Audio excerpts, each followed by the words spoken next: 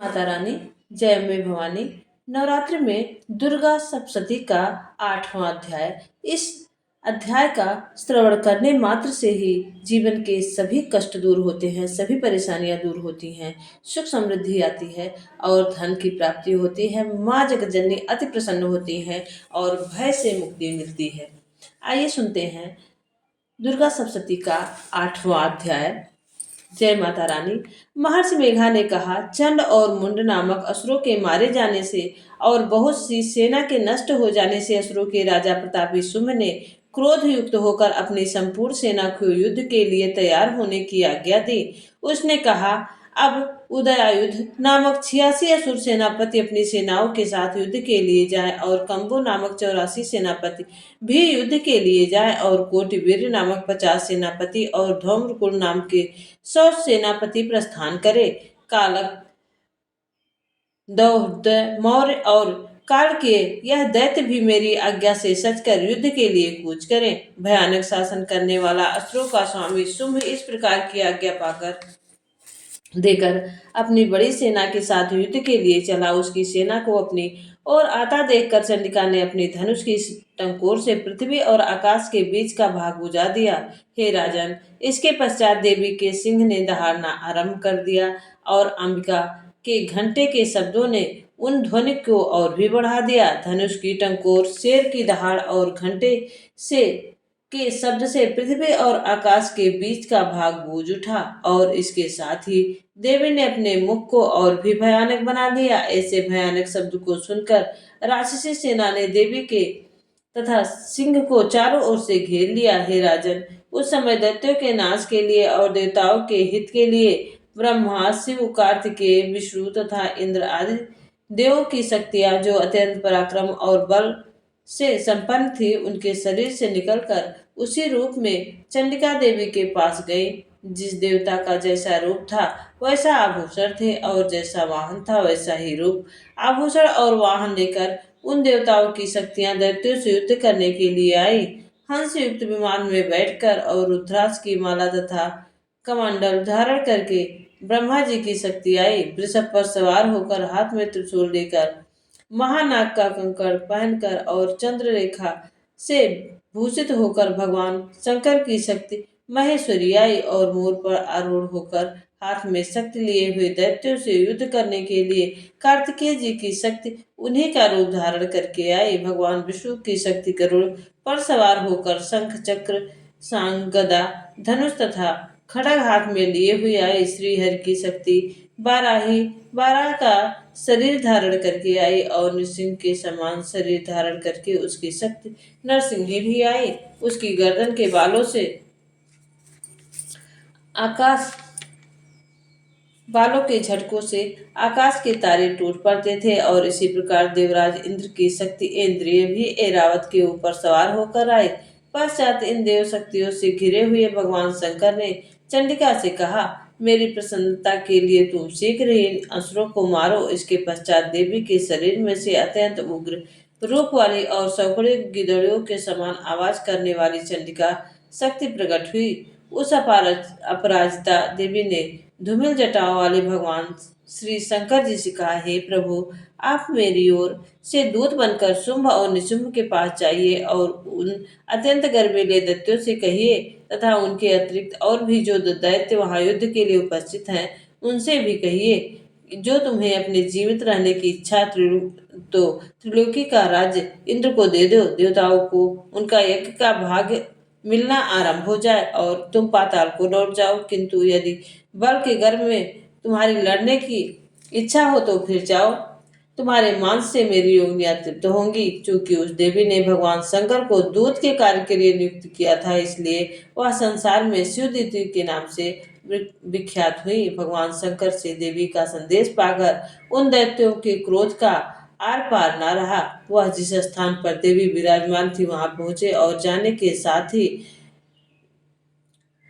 साथ ही उन पर बाणों और शक्तियों की वर्षा करने लगे। देवी ने उनके फेंके हुए बाणों, शक्तियों, त्रिशूल और फरसों को अपने बाणों से काट डाला और काली देवी उस देवी के साथ आगे खड़ी होकर शत्रुओं को त्रिशूल से विदीर्ण करने लगी और खड़ग वाग से कुचलने लगी। ब्रह्माणी जिस तरफ दौड़ती थी उस तरफ उनके कमंडल का जल छिड़क कर दैत्यों के वीर बल को नष्ट कर देती थी। और इसी प्रकार महेश्वरी त्रिशूल से, वैष्णवी चक्र से और अत्यंत कोप वाली कौमारी शक्ति द्वारा असुरों को मार रही थी। और इंद्रिय के वज्र के पहाड़ से सैकड़ों दैत्य रक्त की नदियां बहाते हुए पृथ्वी पर सो गए। वाराही ने कितने ही राक्षसों को अपनी थूथन द्वारा मृत्यु के घाट उतार दिया। दाढ़ों के अग्रभाग से कितने ही राक्षसों की छाती को चीर डाला और चक्र की चोट से कितने ही को बर्दीर करके छाती पर डाल दिया। बड़े बड़े राक्षसों को नरसिंही अपने नखों से बर्दीर करके भक्षण कर रही थी और सिंहनाद से चारों दिशाओं को बुझाती हुई रणभूमि में विचर रही थी। सुदीति के प्रचंड अट्टहास से कितने ही दैत्य भयभीत होकर पृथ्वी पर गिर पड़े और उनके गिरते ही वह उनको भक्षण करने लग गई। इसी तरह क्रोध में भरे हुए मातुगणों द्वारा नाना प्रकार के उपायों से बड़े बड़े असुरों को मारते हुए देखकर राक्षसी सेना भाग खड़ी हुई। और उनको इस प्रकार भागता हुआ देखकर रक्त बीज महापराक्रमी राक्षस क्रोध में भरकर युद्ध के लिए आगे बढ़ा। उसके शरीर से रक्त की बूंदें पृथ्वी पर जैसे ही गिरती थी तुरंत वैसे ही शरीर वाला तथा वैसा ही बलवान दैत्य पृथ्वी से उत्पन्न हो जाता था। रक्त बीज गदा हाथ में लेकर इंद्रिय के साथ युद्ध करने लगी। जब इंद्रिय शक्ति ने अपने वज्र के से उसको मारा तो घायल होने के कारण उसके शरीर से बहुत सा रक्त बहने लगा और उसकी प्रत्येक बूंद से उसके समान ही बलवान तथा महापराक्रमी अनेक दैत्य भयंकर रूप से प्रकट हो गए। वहां सबके सब दैत्य रक्त बीज के समान ही बलवान तेज वाले थे। वह भी भयंकर अस्त्र शस्त्र लेकर देवियों के साथ लड़ने लगे। तब इंद्रिय के वज्र के प्रहार से उनके मस्तक पर चोट लगी और रक्त बहने लगा तो उससे हजारों ही पुरुष उत्पन्न हो गए। वैष्णवी के चक्र से और इंद्रिय की गदा से रक्त बीज को चोट पहुंचाई और वैष्णव के चक्र से घायल होने पर उसके शरीर से जो रक्त बहा उससे हजारों महाअसुर उत्पन्न हो गए, जिसके द्वारा यह संपूर्ण जगत व्याप्त हो गया। कौमारी ने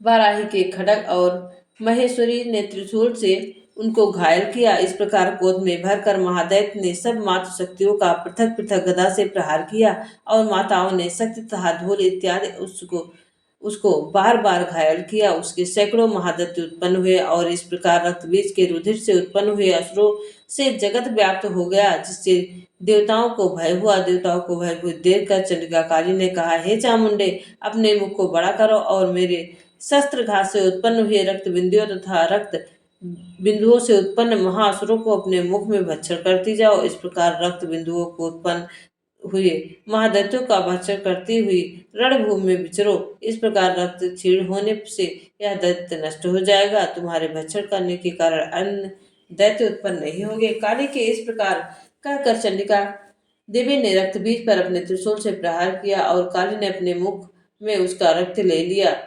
तब उसने गदा से चंडिका पर प्रहार किया। प्रहार से चंडिका को तनिक भी कष्ट नहीं हुआ, किंतु रक्त बीज के शरीर से बहुत सा रक्त बहने लगा, लेकिन उससे गिरने के साथ ही काली ने उसको अपने मुख में ले लिया। काली के मुख में उस रक्त से जो असुर उत्पन्न हुए उनको उसने भक्षण कर लिया और रक्त को पीती गई। तदंतर देवी ने रक्त बीज को, जिसका की रक्त काली ने पिया था, चंडिका ने उस दैत्य को वज्र वाड़ खड्ग तथा रिष्ट इत्यादि से मार डाला। हे राजन, अनेक प्रकार के शस्त्रों से मरा हुआ और खून से वंचित वह महादैत्य रक्त बीज पृथ्वी पर गिर पड़ा। हे राजन, उसके गिरने से देवता अत्यंत प्रसन्न हुए और माताएं उन असुरों का रक्त पीने के पश्चात उद्यत होकर नृत्य करने लगी। यहाँ दुर्गा सप्तशती का 8वां अध्याय समाप्त होता है। दुर्गा सप्तशती का 9वां अध्याय हम आपके लिए लेके आएंगे। इससे पहले आप चैनल को सब्सक्राइब करें, वीडियो को लाइक करें और कमेंट बॉक्स में जय जय माता जी लिखना ना भूलिए। दुर्गा सप्तशती के मात्र श्रवण करने से जीवन के सभी पापों से मुक्ति मिल जाती है और जीवन के सभी दुख कष्ट दूर होते हैं। मैंने अपने चैनल पे सभी दुर्गा सप्तशती के 13 अध्याय मैंने 7-8 अध्याय तक डाल रखा है, और ये 8वां अध्याय मैंने वीडियो बनाया है। बहुत छोटा सा वीडियो है, जिससे आप लोगों को आसानी हो सके, कम समय में आप अपने जो है पुण्य कर सकें और अपना जीवन सार्थक कर सकें। वीडियो को ज़्यादा से ज़्यादा शेयर कीजिए। हमारे चैनल भक्ति रस का रसपान करते रहिए। जय जय माता रानी।